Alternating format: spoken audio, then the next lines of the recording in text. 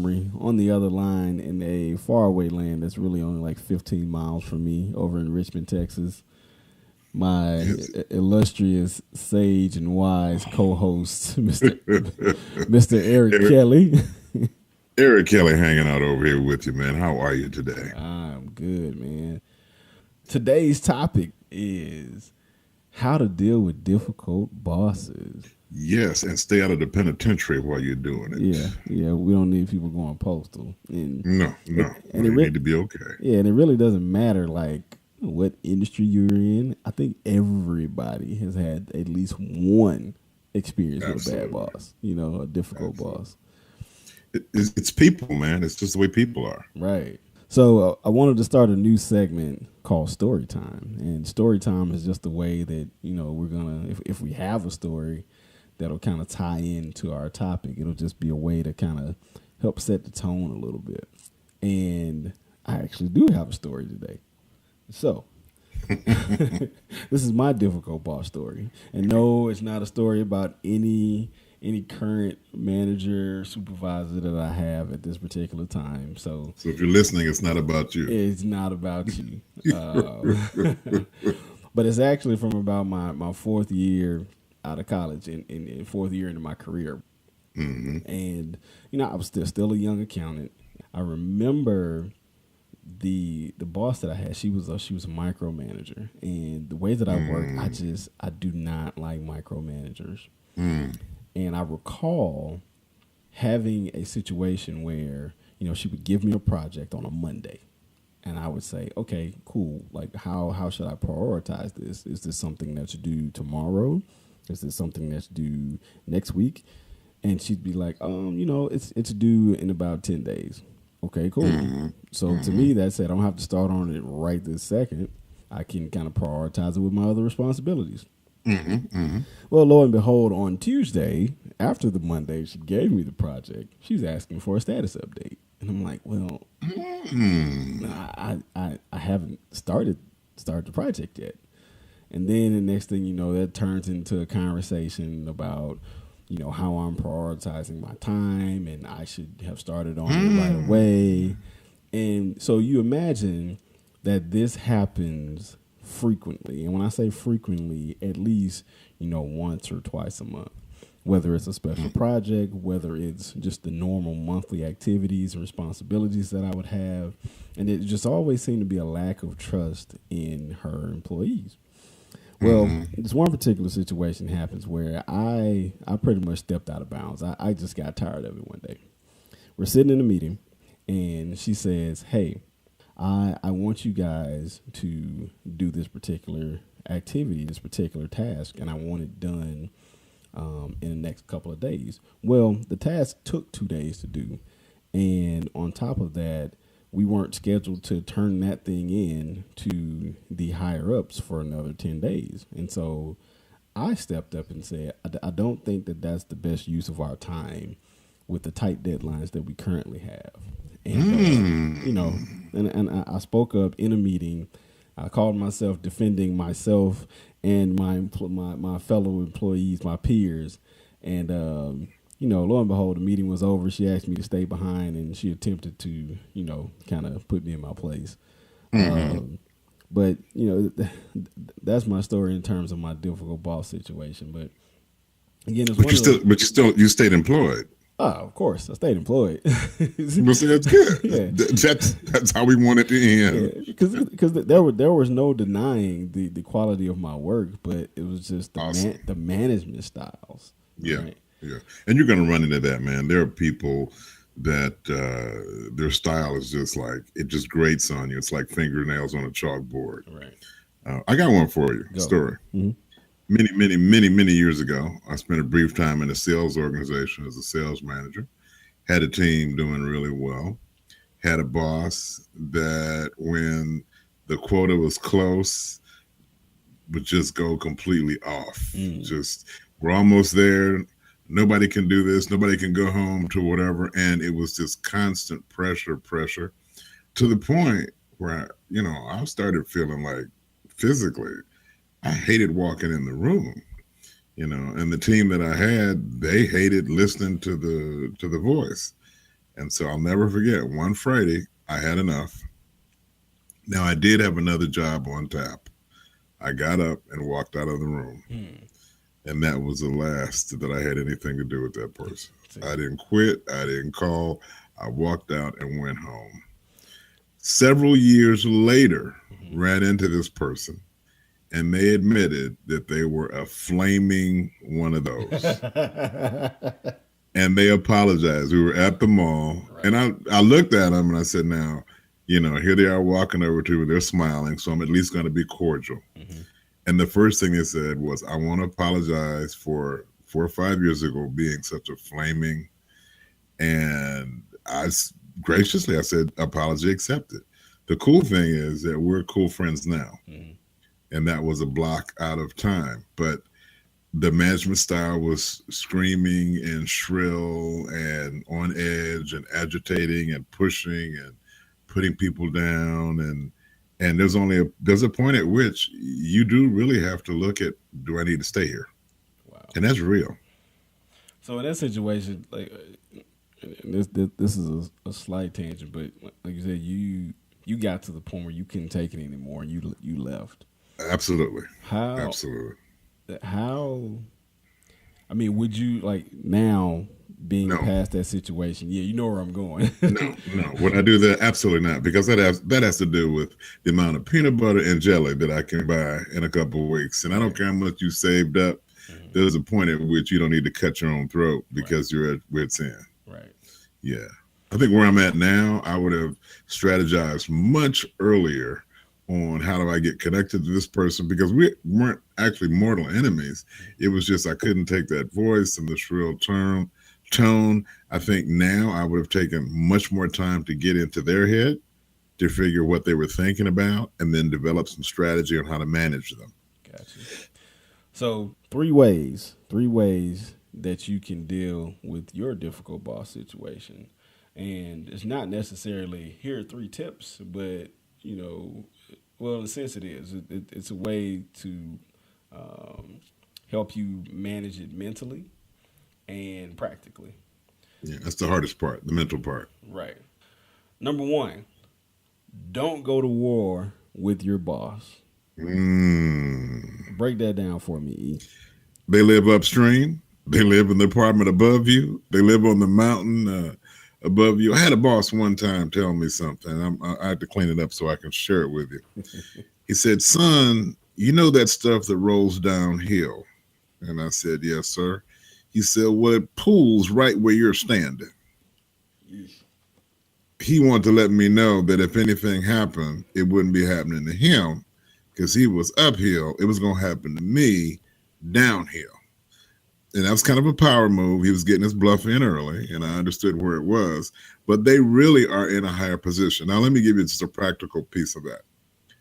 There was a young lady who had a boss that she felt was very difficult. And her dad and I, another professional, we were sitting, it was after dinner, and we were sitting talking, and she said, I'm going to go to my boss's boss and tell him what a total jerk this person is. And all of us on my level feel the same way. So, of course, both of us being old heads said, no, don't do that. And she said, why? We said, who do you think hired him and putting him in that spot? She disregarded our advice. And 3 months later, she was looking for a job. Wow. Yeah. Your boss that you don't like was put there or allowed to stay there by their boss. And in order for you to make any serious moves as far as trying to get rid of them, you need to know what that link is, because if you try to go to war with them, you might be killing yourself. I mean, and that makes total sense, because hey, management is most managers. Well, first of all, let me back up and say, let me not even pick on the managers. Every human being has an ego. Okay. Yes. And it's funny because this is something I said while on a recent trip. I was just kind of thinking and philosophizing, although that's not a word. I was philosophizing in my head, and I was just thinking about humility and what humility really is in terms of the grand human experiment, right? Right. Every human being has an ego. The Yes. ones who are humble have figured out how to keep that ego in check. All Yes. right. And so when it comes to management, speaking directly to the situation you were just talking about with that young lady, yeah, she didn't realize that that manager that she was, her boss's boss that she was about to go and tell about her boss. She didn't realize that, yeah, that he has an ego. He or she has an ego. You know what I'm saying? Yes. And Yes. that ego is getting kicked in the gut when you go and say, "Hey, this person that you put over us, he's horrible." Absolutely. So now you're questioning their decision making. Yes. Okay. There you go. There you go. Yeah. And it was kind of, it was someone that was new, very bright, very educated, very articulate, but kind of young in the ways of dealing, not terribly experienced in the ways of dealing in the workplace. And And some lessons you learn the hard way. I'm sorry. There's some after you get beat up, you go, I'm never doing that again. yeah, and I tell you what I've learned just from speaking to you for the last few years is the unspoken rules of how we interact with humans and each other outside of the workplace don't always apply inside the workplace. So Oh no. if someone offends me in the street, hey, I can go toe to toe with you.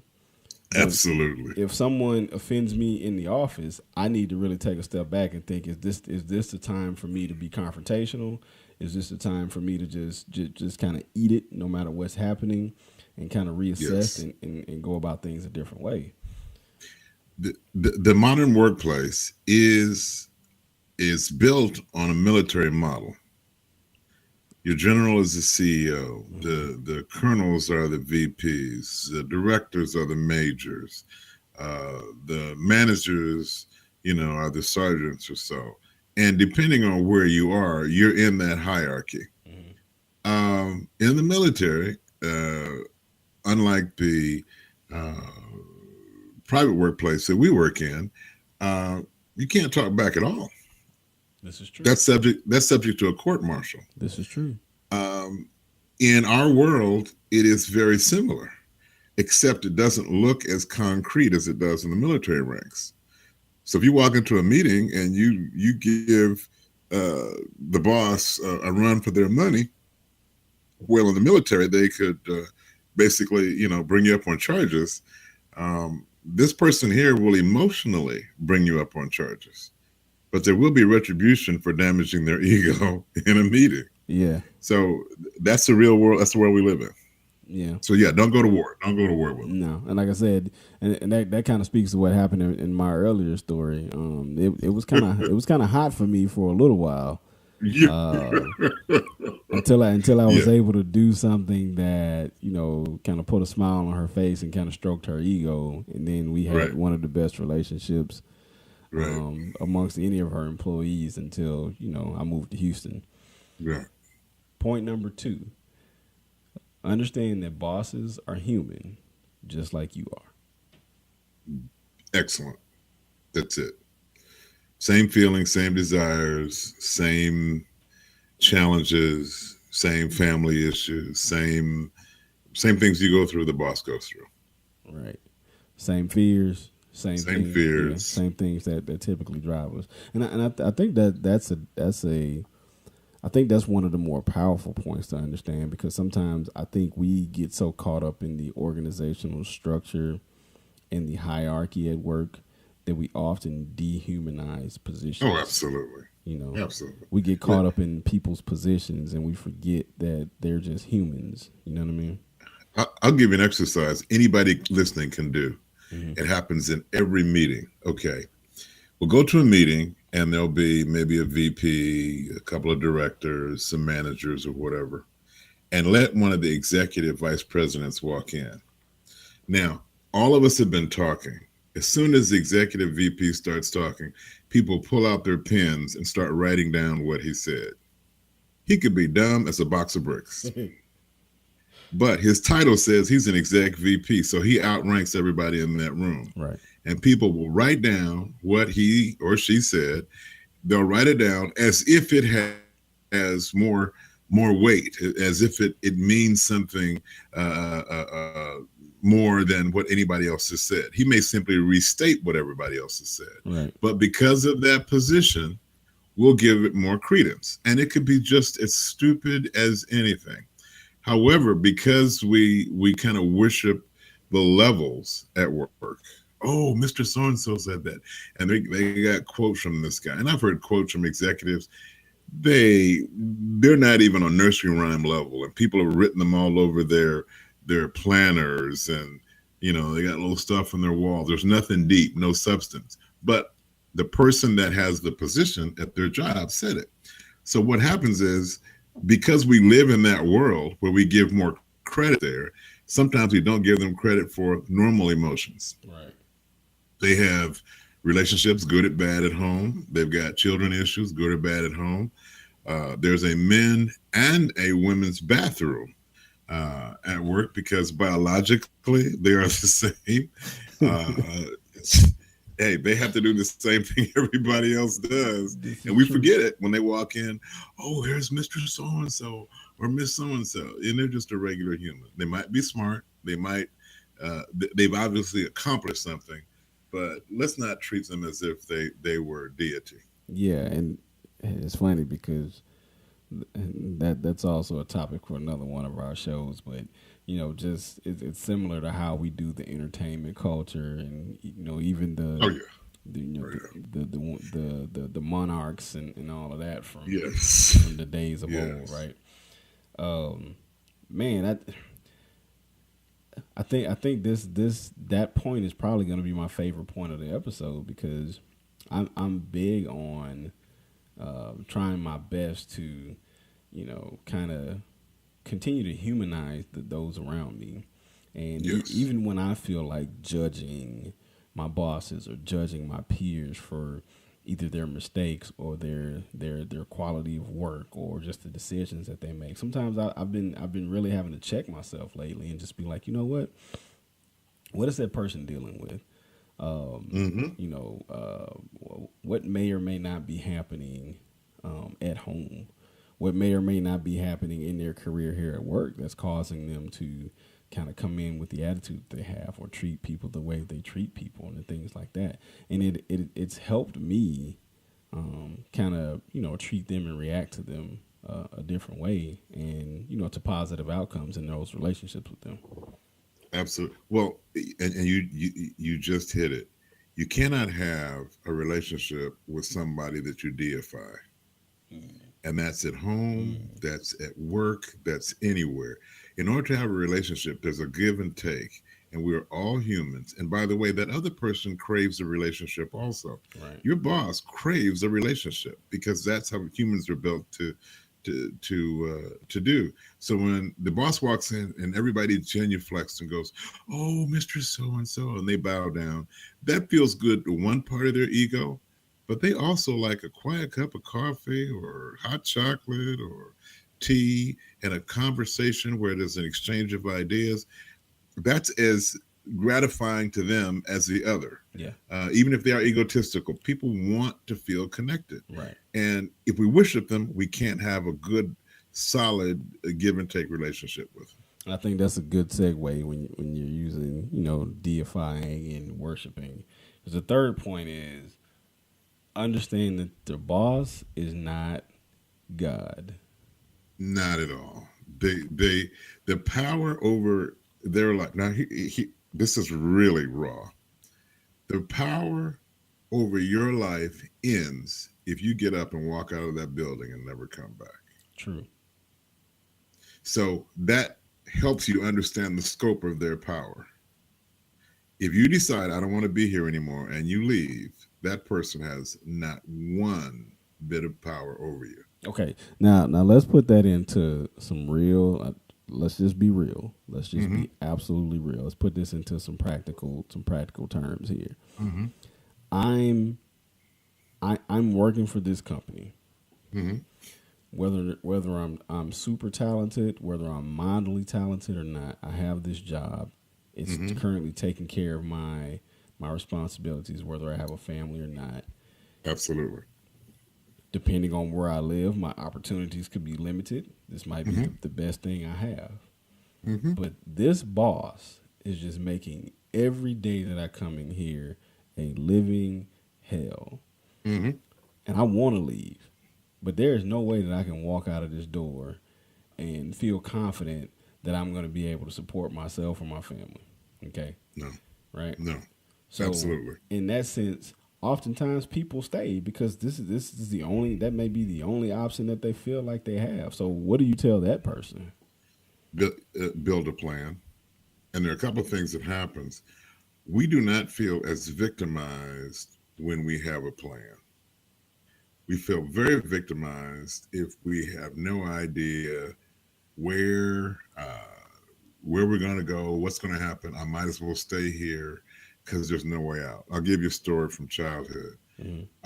We'll call him Benny. Benny beat me up one day because Benny was way bigger. But I lived on the east side of Detroit, so I had some role models that taught me a couple of things. So one day, Benny beat me up, and he would just make fun of me. I'd come down, I would walk down the block, I would make fun of my head, my clothes, or whatever. In the back of my mind, I said, one day I'm gonna clock Benny good. So there was a house being torn down, and I remember getting a brick and hiding behind a tree. And I waited for Benny to go by. I clocked the mess out of Benny. Benny ran home crying, head all swole. Now, I'm not saying that that's a good Christian behavior, that you should deal with a problem. But here's the lesson from that. All while he was picking on me, my brain said, one day I'm going to get you. I'm going to get a plan. I see them bricks over there. I'm going to find out what street you walk down. You got to come by my house again. You're going to pick on me some more. I put all the variables into some soup. Right. And said, what's my plan? And those days that he was picking on me, I did not feel nearly as victimized as I built my plan. Now let's go to work. I work for somebody who has lost their mind and my life is miserable. Well, I need a plan. Am I going to move out? Am I going to look for another job? Am I going to get a side hustle, which brings me enough income in where if the worst came to worst, I wouldn't be homeless and destitute? What's going to be my plan? And a lot of times people will give in to laziness. And I say laziness only to challenge, because many of the people that are listening to this have talents and abilities that far surpass the little pigeonholes that bosses are trying to put them in. And if you're going to work and that's the only time you let your creativity out, that's the only time you let your ability to build things out, your talents. So you basically are cutting off all the other gifts and talents and skills and abilities to fit in this pigeonhole to work for this miserable person. Develop yourself, blow up to whatever you need to be and whatever gifts and talents that you've been blessed to have. And you will find out a couple of things. First of all, you'll find out that you're not as big a victim as you might be feeling, because there's a whole different way you feel when you know, I could go someplace else. Right. I might be in a small town. I might believe this is the only money I could make. Do I have other resumes out there? Do I have active people looking for me? Do I have some type of plan or scheme to do better, to make more, to grow, develop, maybe to get out? That's way better than just sitting there and going, I'm a victim. I hate my boss. My boss is a jerk, which is all could be very, very true. Right. But when somebody sits and accepts that, that's like just accepting a slow death. Man. Dude, I just learned something else. What's that? What you get? I mean, just that whole thing. It's like, you know, the way to deal with a difficult situation is to always have a backup plan and an exit strategy. Scheme, always. You know, so I tell you what, let's spin that into point number 4, bonus for the listeners. Have an exit strategy. Oh, whatever, absolutely. Absolutely. whatever your talents and gifts are, have confidence in those and know that there are always opportunities, um, other than just sitting there and being complacent and just taking the abuse. Absolutely. In fact, if my boss is going off on me and I realize this may be it, Yeah, I tighten my belt for 3 or 4 months. I'm putting extra cash away right, because I may have to snap, right, and I don't snap and go out and not have any funds in the bank. right, That's not a wise point. right. But I met a guy. He said he had 6 months' salary in Mm-hmm. the bank. Mm. And I Well, said, "What is that?" And I'll clean it up. He said, It's called his Up Yours Fund." And you can imagine how far that went. And he said, "Because at any time in my life, I right, want to feel comfortable." right. Now, I will tell you, he told me, he says, "I really don't feel a lot of stress." Mm-hmm. Because what we take off of that boss is Oh because I got to pay man. this house note, car note, Ooh. school note, clothes, food. Ooh. Yes. Yeah. Oh, That's what that boss has. I now Yeah. now here's the crazy thing. So, Dave Ramsey is one of the people that I take a lot of financial advice from. Awesome. Awesome guy. And one of the things that he's big on in his baby steps is making sure you have 3 to 6 months of expenses saved up just in case. Absolutely. That I call it the Hulk emergency fund.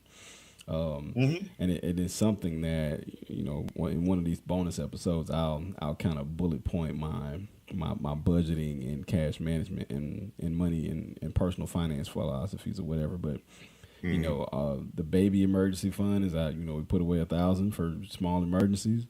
And Mm-hmm. then the Hulk emergency fund is 3 to 6 months of expenses, and it's something Mm-hmm. that I'm currently working on. But like that is, I never thought about it in the sense of I've always thought about it in the sense of having it in case I lose my job, Right. not having it as my safety net to like just give myself flexibility, like if I'm in a difficult situation to be able to get away.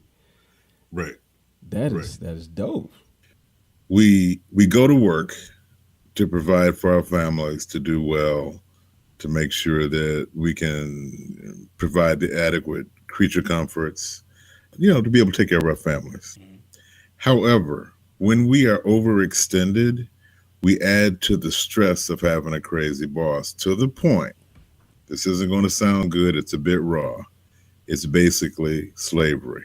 Wow. We're working because we have to. And because we have to put up with whatever the overseer says.